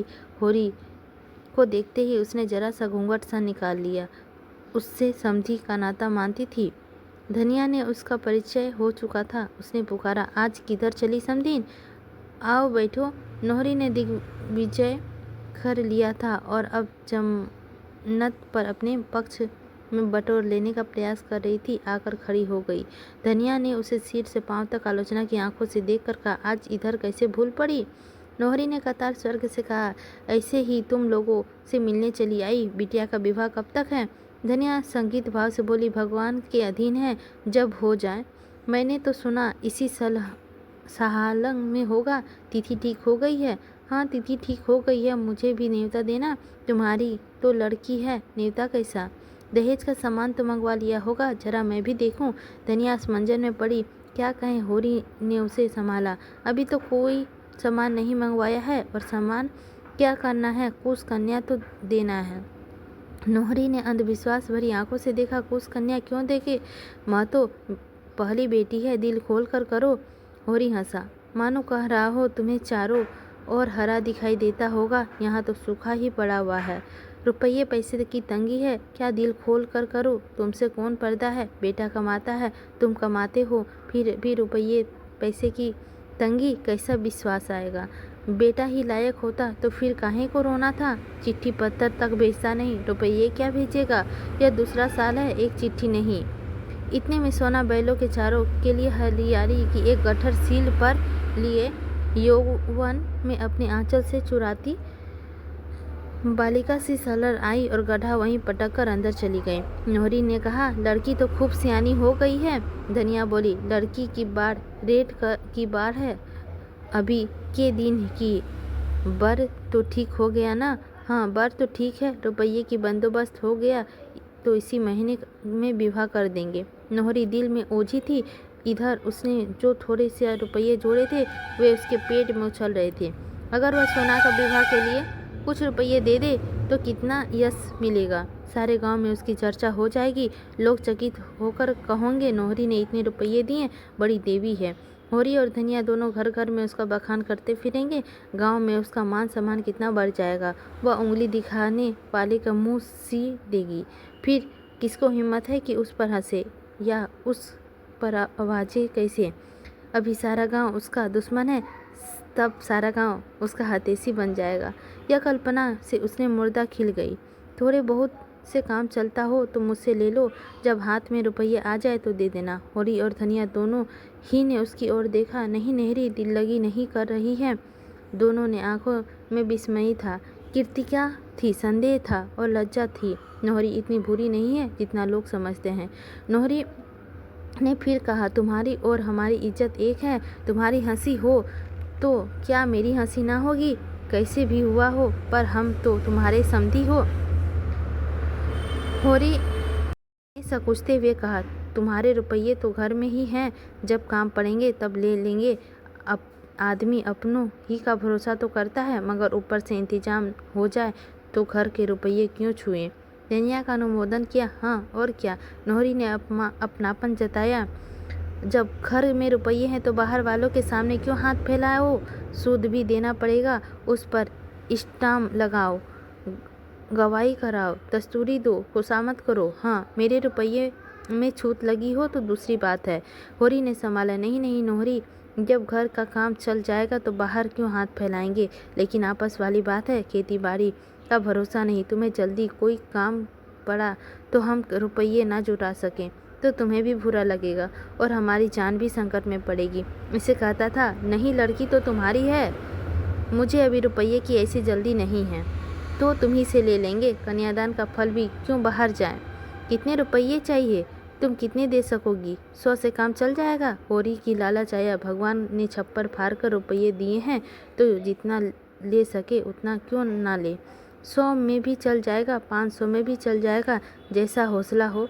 मेरे पास कुल 200 रुपये हैं, वह मैं दे दूंगी, तो इतने में बड़ी खुशफैली के काम चल जाएगा। अनाज घर में है, मगर ठकुराइन आज तुमसे कहता हूँ, मैं तुम्हें ऐसी लक्ष्मी ना समझता था। इस जमाने में कौन किसकी मदद करता है और किसके पास है। तुमने मुझे डुबाने से बचा लिया। दिया बाती का समय आ गया था, ठंडक पड़ने लगी थी। जमीन ने नीली चादर ओढ़ ली थी। धनिया अंदर जाकर अंगीठी लाई और सब तापने लगे। पुआल के प्रकाश में छबीली रंगीली उल्टा नोहरी उसके सामने वरदान से बैठी थी। इस समय उसकी उन आंखों में कितनी हृदयता थी, कपालों पर कितनी लज्जा, होठों पर कितनी सत्प्रेरणा। कुछ देर तक इधर उधर की बातें करके नोहरी उठ खड़ी हुई और कहती हुई घर चली गई। अब देर हो गई है, कल तुम आकर रुपये ले जाना महतो। चलो मैं तुम्हें पहुंचा दूं। नहीं नहीं तुम बैठो, मैं चली जाऊंगी। जी तो चाहता था तुम्हें कंधे पर बैठा ले जाकर पहुंचाऊं। नोखेराम की चौपाल गांव के दूसरे सिरे पर थी और बाहर बाहर जाने का रास्ता साफ था। दोनों उसी रास्ते से चले। अब चारों ओर सन्नाटा था। नोहरी ने कहा, तनिक समझा देते रावत को, क्यों सबसे लड़ाई किया करते हैं। जब उन्हीं लोगों के बीच में रहना है तो ऐसे रहना ना कि 4 आदमी अपने हो जाए। और उसका हाल यह है कि सबसे लड़ाई, सबसे झगड़ा। जब तुम मुझे पर्दे में नहीं रख सकते, मुझे दूसरों की मजूरी करनी पड़ती है, तो यह कैसे भी निभ सकता है। मैं ना किसी की से हंसूं, ना बोलूं, ना कोई मेरी ओर ताके, ना हंसे। सब यह पर्दे में ही हो सकता है। पूछो, कोई मेरी ओर ताकता या घूरता है तो मैं क्या करूं? उसकी आंखें तो नहीं फोड़ सकती। फिर मेल मोहब्बत से आदमी को 100 काम निकालते हैं। जैसे समय देखो वैसा व्यवहार करो। तुम घर हाथी छूमता है तो अब वह तुम्हारे किस काम का? अब तो तुम 3 रुपये के मजूर हो। मेरे घर 100 भैंसों लगती है, फिर अब भी मजूराइन हो। मगर उनकी समझ में कोई बात आती ही नहीं। कभी लड़कों के साथ रहने को सोचते हैं, कभी लखनऊ जाकर रहने को सोचते हैं। नाक में दम कर रखा है मेरे। होरी ने ठाकुर सुहाती की यह बोला का सरासर नादानी है। बूढ़े हुए, अब तो उन्हें समझ आनी चाहिए। मैं समझा दूंगा तो सवेरे आना, रुपये दे दूंगी। कुछ पढ़ लिखा पढ़ी? तुम मेरे रुपये हजम ना करोगे, मैं जानती हूँ। उसका घर आ गया था, वह अंदर चली गई। होरी घर लौटा। तो दोस्तों यह भाग भी समाप्त होता है। अब हम लोग 27 भाग में प्रवेश करते हैं। तो चलिए हम लोग प्रवेश कर रहे हैं बिना लेट किए हुए। गोबर को शहर आने पर मालूम हुआ, जिस अड्डे पे वह अपना खोचा ले बैठता था वहाँ एक दूसरा खोचे वाला बैठने लगा था और ग्राहक सब गोबर को भूल गए थे और घर भी अब उसे पसीने सा लगता था। झुनिया उसमें अकेली बैठी रोया करती थी। लड़का दिन भर आंगन में या द्वार पर खेलने का आदी था। यहाँ उसके खेलने का कोई जगह न थी। कहाँ जाए? द्वार पर बड़ी मुश्किल से 1 गज का रास्ता था। दुर्भर उठा करती थी। गर्मी से कहीं बाहर लेटने बैठने का जगह नहीं। लड़का माँ को एक क्षण के लिए ना छोड़ता था और जब कुछ खेलने का ना हो तो कुछ खाने और दूध पीने के सिवा हुआ और क्या करे। घर पर भी कोई धनिया खेलती, कभी रूपा खेलती, कभी सोना, कभी होरी, कभी पुनिया। यहाँ अकेली झुनिया थी, पर घर का सारा काम करना पड़ता था और गोबर जवानी के नशे में मस्त था। अपनी अतृप्त लालसाएं विषय भोग का सफ़र में डूब जाना चाहती थी। इसी काम में उसका मन न लगता। खोचा लेकर जाता तो घंटे भर में लौट आता। मनोरंजन का कोई दूसरा सामान न था। पड़ोस में मजूर और 51 रात भर ताश और जुआ खेलते थे। पहले तो वह खूब खेलता था, मगर अब उसके लिए केवल मनोरंजन था। जुनिया के साथ हास विलास। थोड़े ही दिनों में जुनिया इस जीवन से ऊब गई। वह चाहती थी कहीं एकांत में जाकर बैठे, खूब निश्चित होकर लेटे सोएं, मगर वह एकांत कहीं नहीं मिलता। उसे अब गोबर पर गुस्सा आता। उसने शहर के जीवन का कितना मोहक चित्र खींचा था, और यहाँ उस काल कोठरी के सिवा और कुछ नहीं। बालक से भी उसे चिढ़ होती थी। कभी कभी वह उसे मार कर निकल लेती और अंदर का किवाड़ बंद कर लेती। बालक रोते रोते बेदम हो जाता। उस पर विपत्ति यह थी कि दूसरा बच्चा पैदा होने वाला था। कोई आगे ना पीछे, अक्सर सिर दर्द हुआ करता। खाने में अरुचि हो गई थी। ऐसी तरंगा होती कि कोने में चुपचाप पड़ी रहे, कोई उससे ना बोले चाले, मगर यहाँ गोबर का निरुष्ट प्रेम स्वागत के लिए द्वार खड़खड़ाता रहता था। स्तन में दूध नाम को नहीं, केवल लुल्लू छाती का सवाल रहता था। देह के साथ उसका मन भी दुर्बल हो गया। वह जो संकल्प करती उसे थोड़े ही आग्रह पर तोड़ देती। वह लेटी रहती, लुल्लू आकर जबरदस्ती उसकी छाती पर बैठ जाता और स्तन मुंह से लेकर चबाने लगता। अब वह 2 साल का हो गया था। बड़े तेज दांत निकल आए थे। मुंह में दूध ना जाता तो वह क्रोध में आकर स्तन में दांत काट देता। लेकिन जुनिया को अब इतनी शक्ति भी ना थी कि उसकी छाती से ढकेल दे। उसे हरदम मौत सामने नजर आती। पति और पुत्र किसी से उसे सने ना था। अब सभी अपने मतलब के यार हैं। बरसात के दिनों में जब लल्लू को दस्त आने लगी तो उसका दूध पीना छोड़ दिया, तो जुनिया ने सिर से एक विपत्ति टल जाने का अनुभव हुआ। लेकिन जब 1 सप्ताह के बाद बालक मर गया तो उसकी स्मृति पुत्र सने की सजीव होकर उसे रुलाने लगी। और अब गोबर बालक के मरने का 1 ही सप्ताह बाद फिर आग्रह करने लगा कि तो उसने क्रोध में जल कर कहा, तुम कितने पशु हो। जुनिया को अब लल्लू की स्मृति, लल्लू से कोई प्रिय थी। लल्लू जब तक सामने था वह उसमें जितना सुखी पाती थी उससे कहीं ज़्यादा कष्ट पाती थी। अब लल्लू उसके मन में आ बैठा था, शांत शिथिल सुशील रहा। उसकी कल्पना में अब वेदनामय आनंद था जिसमें प्रत्यक्ष की काली छाया न थी। बाहर वाला लल्लू उसके भीतर वाले लल्लू का प्रतिबिंब मात्र था। प्रतिबिंब सामने न था जो असत्य था, अस्थिर था, सत्य रूप से उसके भीतर था। उसकी आशाओं और शुभेच्छाओं में सजीव। दूध की जगह वह उसे अपने रक्त पिला पिला कर पाल रही थी। उसे अब वह बंद कोठरी और वह दुर्गममय वायु और दोनों से जून धुएं में जलाना, इन बातों को मानो ज्ञान ही ना रहा। वह स्मृति उसके भीतर बैठी हुई जैसे उसमें शक्ति प्रदान करती रही। जीते जीते उसका जीवन का सारा भार था, मर कर उसके प्राणों में समा गया था। उसकी सारी ममता अंदर जाकर बाहर से उदासीन हो गई। गोबर देर से आता और जल्दी रुचि का भोजन करता था या नहीं, प्रसन्न है या उदास, उसकी अब उसे बिल्कुल चिंता न थी। गोबर क्या कमाता है और कैसे खर्च करता है, इसकी भी उसे कोई परवाह न थी। उसका जीवन में जो कुछ था, भीतर था, बाहर यह केवल निर्जीव था। उसके शोक में भोग लेकर, उसके अंतर जीव में बैठकर गोबर उसके समीप आ सकता था, उसके जीवन का अंग बन सकता था, पर उसे ब्रह्म जीवन के सूखे तट पर आकर उसे प्यासा लौटा जाता था। एक दिन उसने रूखे स्वर से कहा, तू लल्लू का नाम को कब तक रोए जाएगी? 4-5 महीने हो गए हैं।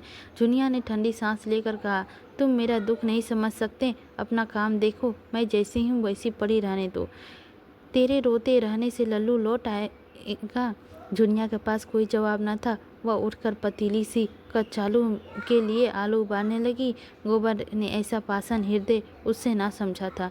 इस बेदर्दी ने उसके लल्लू को उसके मन में और भी सरज कर दिया था। लल्लू उसी का है, उसमें किसी का साझा नहीं, कि किसी का हिस्सा नहीं। अभी तक लल्लू किसी अंश में उसके हृदय के बाहर भी था। गोबर के हृदय में उसकी कुछ ज्योति थी, अब वह संपूर्ण रूप से उसका था। गोबर के खांचे से निराश होकर शक्कर की मिल में नौकरी कर ली थी। मिस्टर खन्ना से पहले मिल को प्रोत्साहित कर हाल में वह दूसरा मिल खोल दिया था। गोबर को वहाँ बड़े सवेरे जाना पड़ता और दिन भर के बाद जब वह दिया जले घर लौटता तो उसकी देह में जरा सी जान न रहती थी। घर पर भी इसमें कम मेहनत न करनी पड़ती थी, लेकिन वहाँ उसे जरा भी थकान न होती थी। बीच बीच में वह हंस बोल भी लेती थी। फिर उस खुले मैदान में उन्मुक्त आकाश के नीचे जैसे उसकी क्षति पूरी हो जाती थी।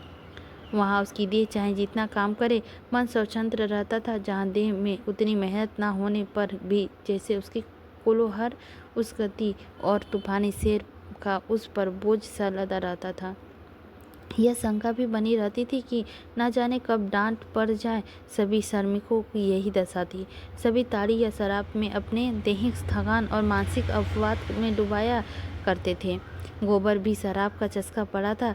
घर आते ही नशे में चूर और पहर रात गए आकर कोई न कोई बहाना खोजकर जुनिया को गाली देता, घर से निकालने लगता और कभी कभी पीट भी देता। जुनिया को अब यह शंका होने लगी कि वह रखेली है, इसी से उसका यह अपमान हो रहा है। बिहावता होती तो गोबर की मजाल थी कि उसके साथ यह बर्ताव करता। बिरादरी उसे दंड देता, हुक्का पानी बंद कर देती। उसमें कितनी बड़ी भूल की इस कपटी के साथ घर से निकल भागी। सारी दुनिया में हंसी भी हुई और हाथ कुछ न आया। यह गोबर को अपना दुश्मन समझने लगी, ना उसके खाने पीने की परवाह करती, ना अपने खाने पीने की।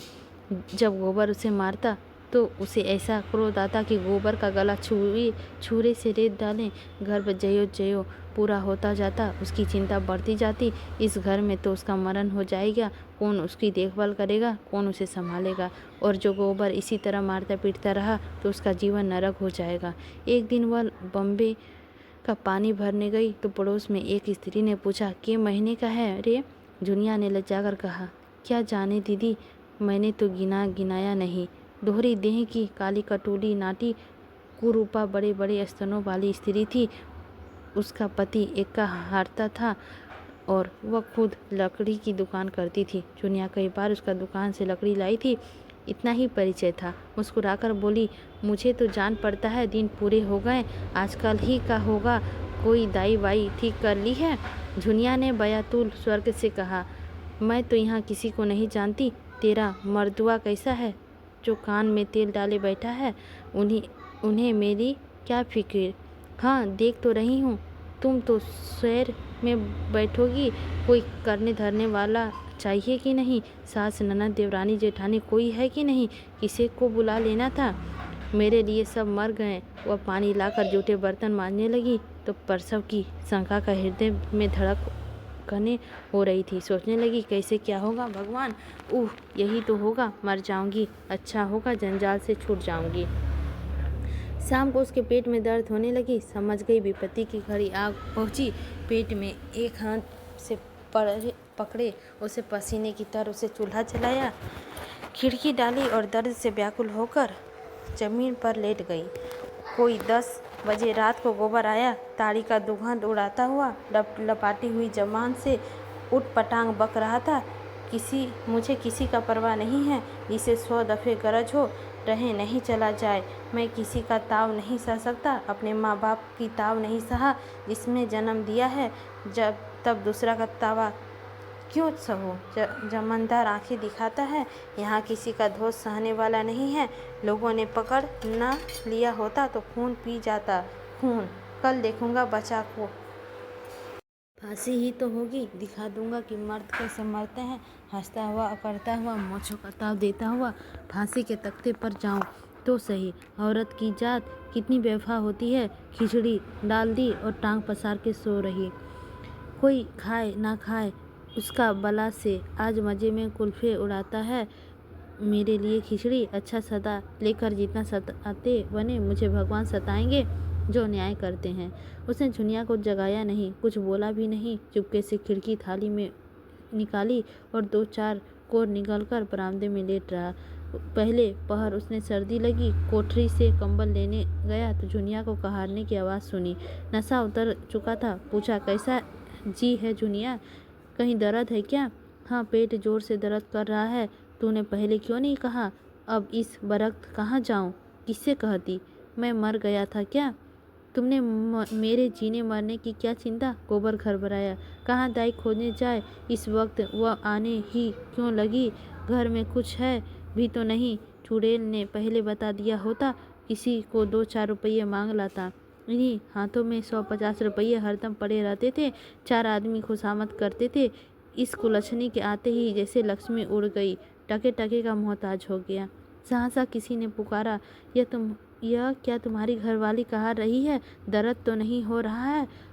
यह वही मोटी औरत थी जिसने आज दुनिया को बातचीत हुई थी, घोड़े की दाना खिलाने उठी थी।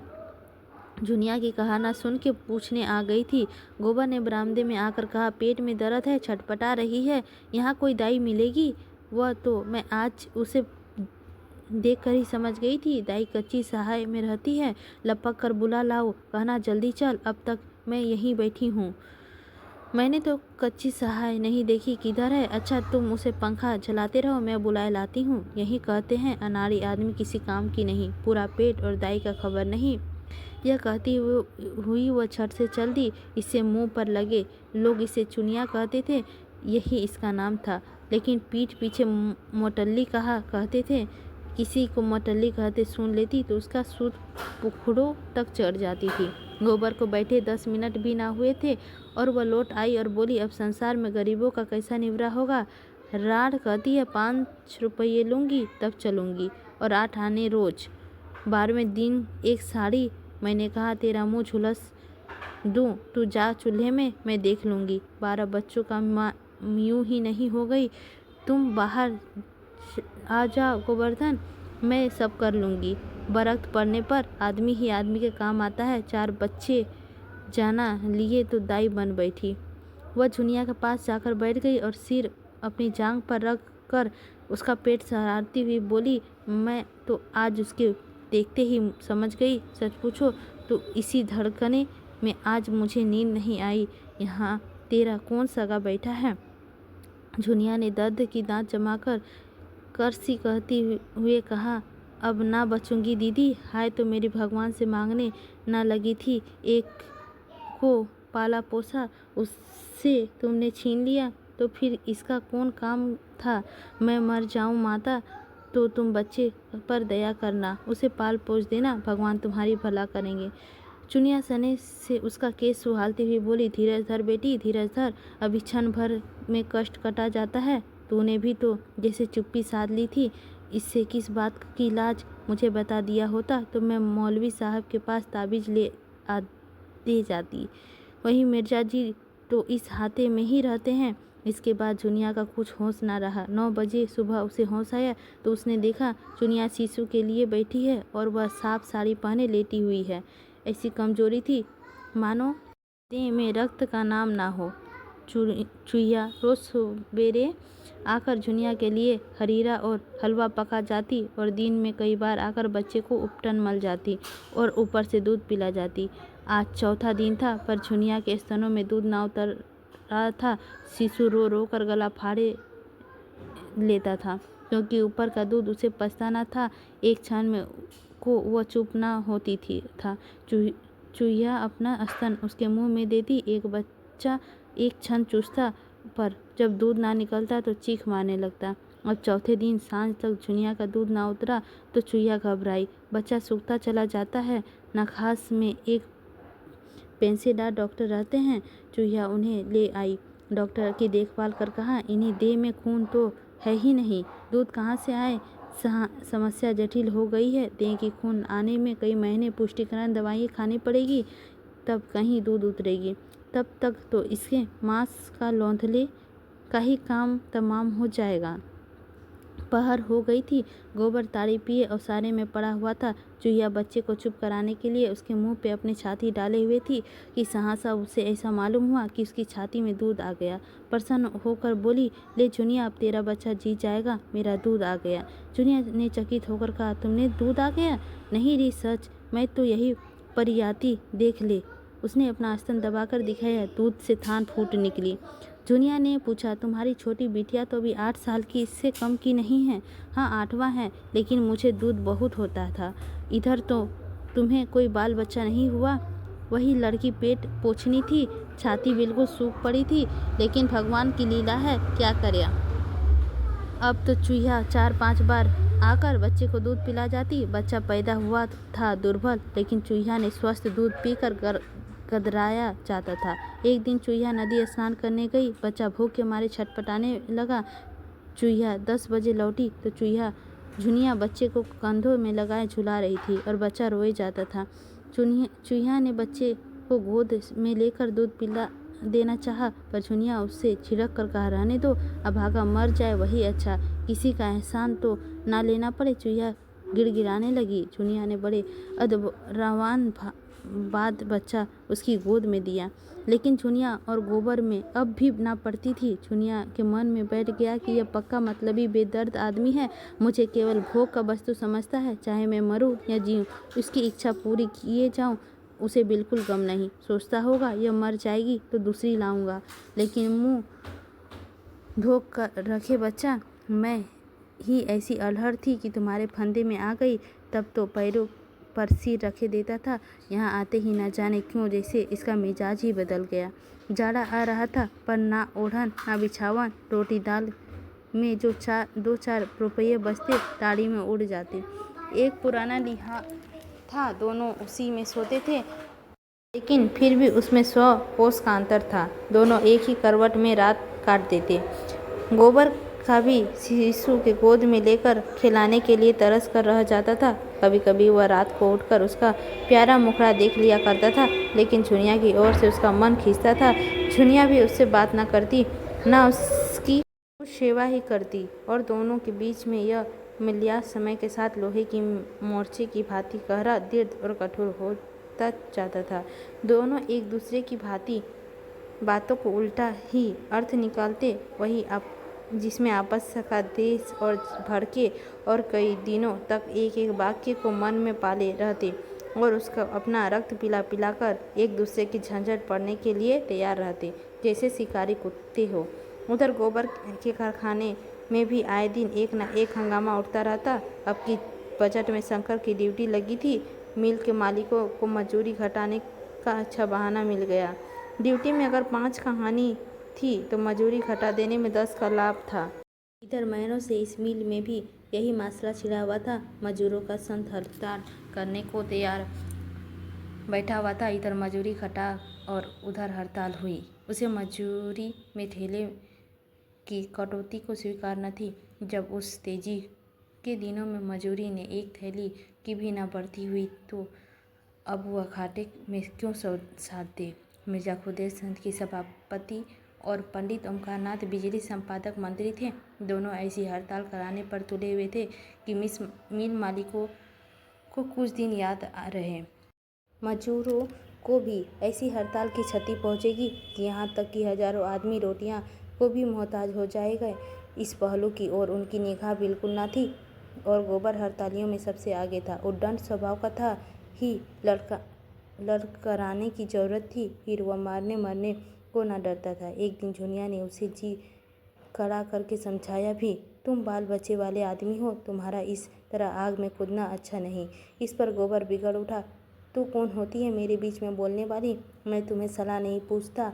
बात बढ़ गई और गोबर ने झुनिया को खूब पीटा। चूहिया ने आकर झुनिया को छुड़ाया और गोबर को डांटने लगी।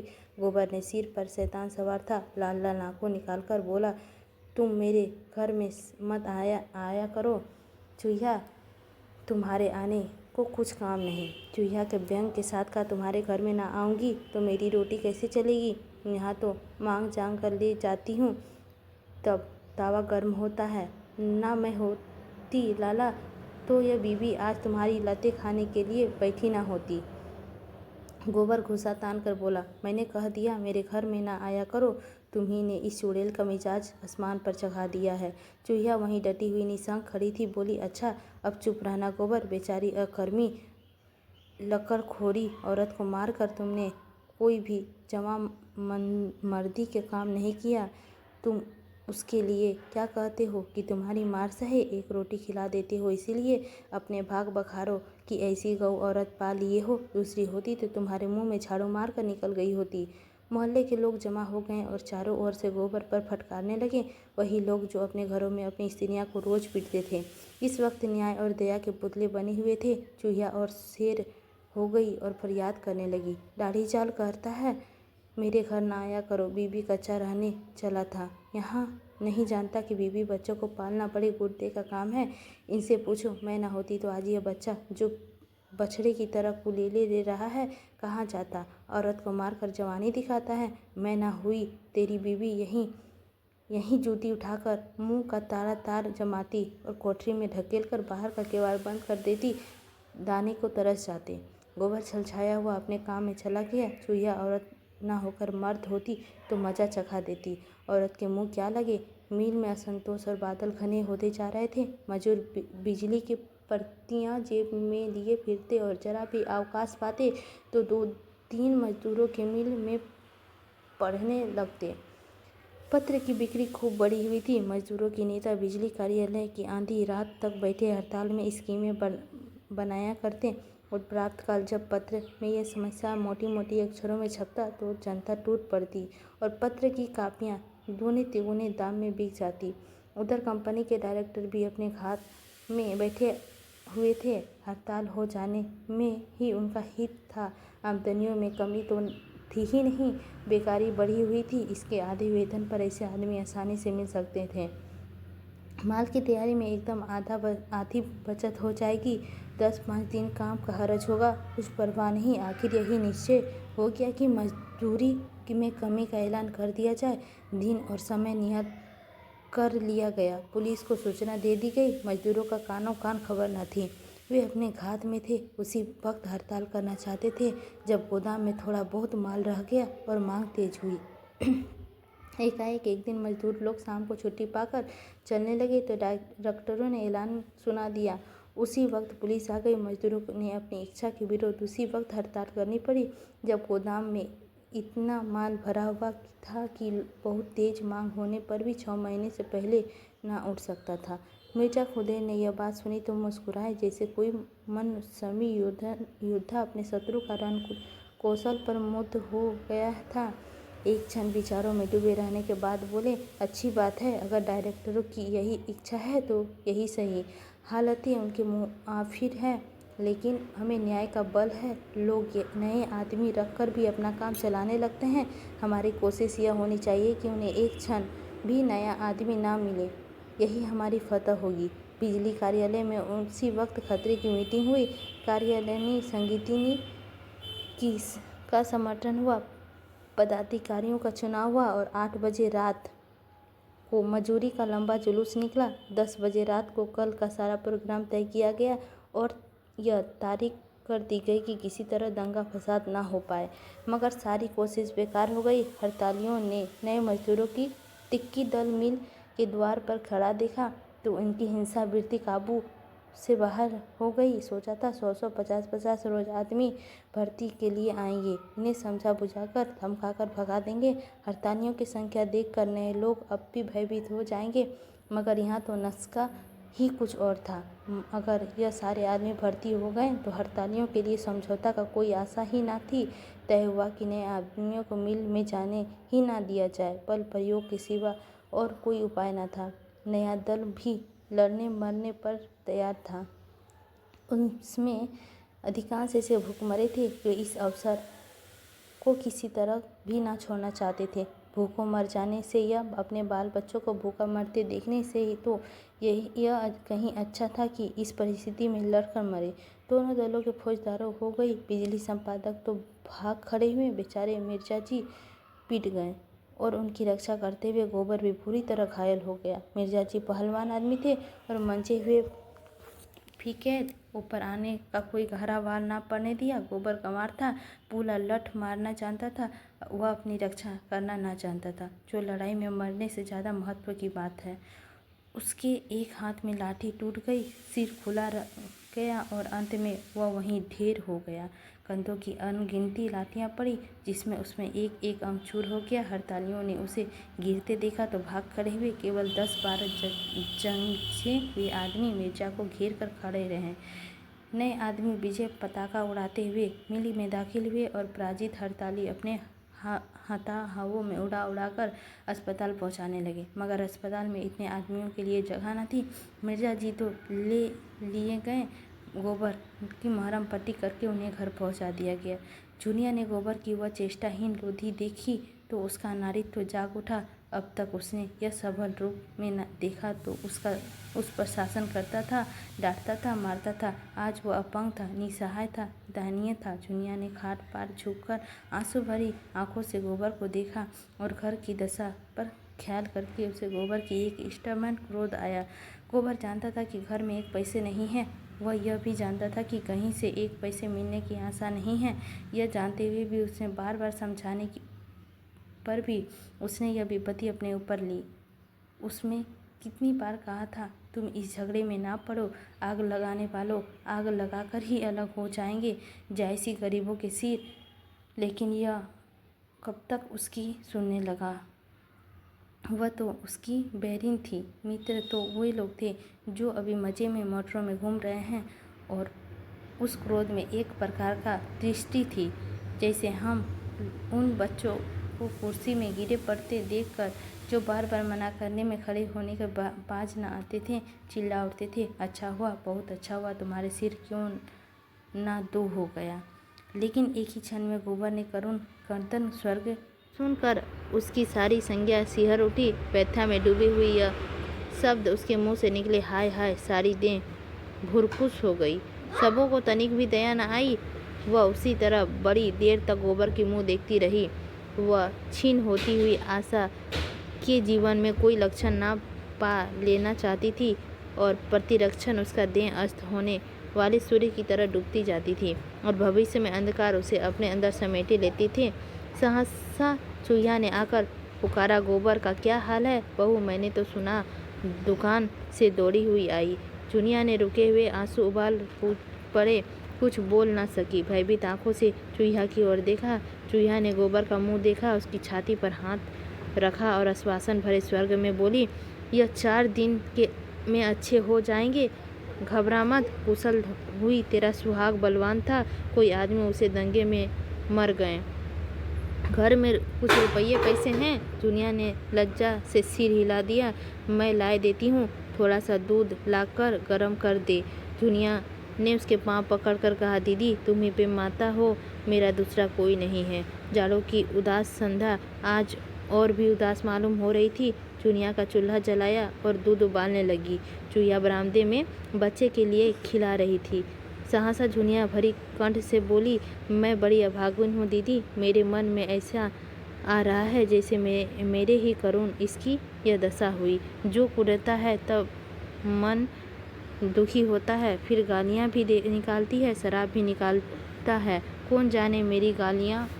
इसके आगे वह कुछ न कह सकी। आवाज़ आंसुओं के रेले में बह गई। चूहिया के आंचल ने उसके आंसू पोंछते हुए कहा, कैसी बातें सोचती है बेटी, यह तेरा सिंदूर का भाग है कि यह बच गए। मगर हाँ, इतना है कि आपस में लड़ाई हो तो मुंह से चाहे जितना बक लो, मन से कीना ना पालो। बीच अंदर पड़ा तो आंसुओं निकले बिना नहीं रहता।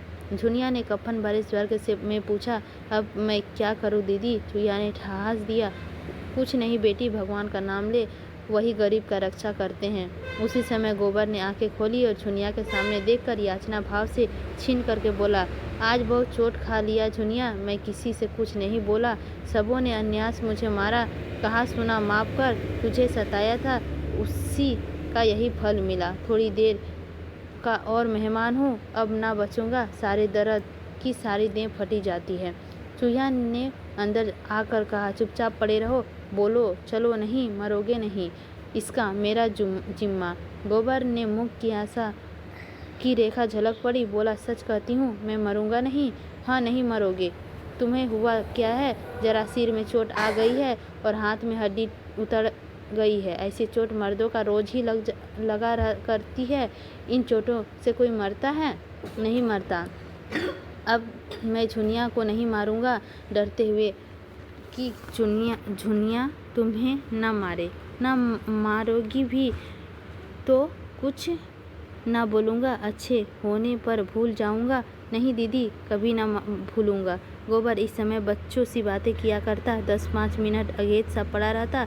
उसका मन न जाने कहाँ कहाँ उड़ता फिरता। कभी देखता वह नदी में डूबा जा रहा है और झुनिया उसे बचाने के लिए नदी में चली आ रही है। कभी देखता कोई दैत्य उसकी छाती पर सवार है और झुनिया की शक्ल में उसकी देवी उसकी रक्षा कर रही है और बार बार चौंक कर पूछता, मैं मरूंगा तो नहीं झुनिया? 3 दिन उसकी यही दशा रही और झुनिया ने रात को जागकर और दिन में उसके सामने खड़े रहकर जैसे मौत से उसकी रक्षा की। बच्चे को चूहिया संभाले रहती। चौथे दिन झुनिया एकल आई और सबों ने गोबर को उस पर लाद कर अस्पताल पहुंचाया। वहां से लौटकर गोबर को मालूम हुआ कि वह सचमुच बच जाएगा।